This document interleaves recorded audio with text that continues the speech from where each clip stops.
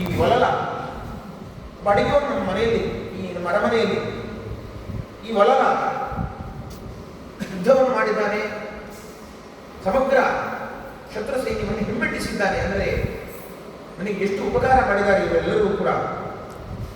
ನಿಮಗೆ ಏನು ಬರಬೇಕು ಕೇಳಿ, ನಿಮಗೆ ಬೇಕಾದ ವರವನ್ನು ಕೊಡ್ತೇನೆ ನಾನು ಹೇಳಿ ಮತ್ತೆ ಮತ್ತೆ ಪಾಂಡವರ ಸಮೂಹದಲ್ಲಿ ಮಾತನ್ನು ಹೇಳ್ತಾ ಇದ್ದಾನೆ ವಿರಾಟ ರಾಜ. ಅವನಿಗೆ ಮನಸ್ಸಿಗೆ ಸಮಾಧಾನ ಇಲ್ಲ, ಏನಾದರೂ ಕೊಡಲೇಬೇಕು ನಾನು.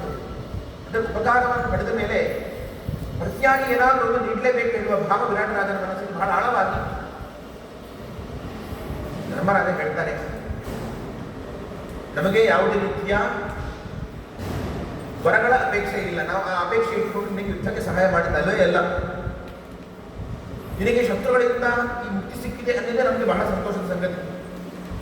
ಇನ್ನೂ ನಿನಗೆ ಏನಾದರೂ ವರವನ್ನು ಕೊಡಬೇಕು ಅಂತ ಏನಾದರೂ ಆಸೆ ಉಂಟು ಅಂತಾದರೆ ನೀನು ಬಂಧನದಲ್ಲಿ ಇಟ್ಟಿರುವಂತಹ ಆ ಸುಶರ್ಮನ, ತ್ರಿಗರ್ತ ಪ್ರದೇಶದ ರಾಜನಾದ ಸುಶರ್ಮನನ್ನ ಬಂಧ ಮುಕ್ತಗೊಳಿಸು, ಅವನಿಗೆ ಒಂದು ಸಂಸಾರವನ್ನು, ಅವನು ತನ್ನ ಹೆಂಡತಿ ಮಕ್ಕಳೊಂದಿಗೆ ಸುಖವಾಗಿ ಇರಲಿ, ಅವನನ್ನು ಬಂಧಮುಕ್ತಗೊಳಿಸುವುದೇ ನೀನು ನನಗೆ ಕೊಡುವಂಥ ದೊಡ್ಡವರ ಅಂತ ನಾನು ಭಾವಿಸ್ತೇನೆ ಅಂತ ಧರ್ಮರಾಜನ ಕಂಕಣ ಒಂದು ಉದಾರವಾದಂಥ ಹೃದಯ, ಈ ಉದಾರವಾದ ಮಾತನ್ನು ಹೇಳ್ತಾ ಇದ್ದಾರೆ.